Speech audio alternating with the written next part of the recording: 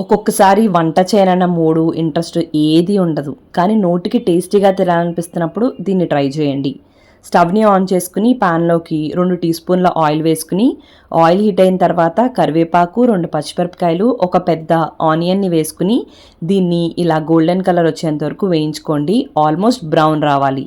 ఇప్పుడు దీంట్లోకి 2 టీ స్పూన్ల అల్లం వెల్లుల్లి పేస్ట్ వేసుకుని పచ్చివాసన పోయిన తర్వాత 5-6 కోడిగుడ్లని ఉడికించుకుని ఇలా కట్ చేసుకుని వేసుకుని, అలానే 1 టీ స్పూన్ అంత ఉప్పు, 1 టీ స్పూన్ అంత కారం, ఒక పావు టీ స్పూన్ అంత పసుపు, 1 టీ స్పూన్ ధనియాలు జీలకర్ర పొడి, పావు టీ స్పూన్ గరం మసాలా వేసుకుని జస్ట్ నీళ్ళని అలా చిలకరించుకుని ఇది పొడి పొళ్ళాడేంత వరకు కూడా వేయించుకోండి. నీళ్ళు చిలకరించడం వల్ల మసాలా కోడిగుడ్లకి బాగా పడుతుందన్నమాట.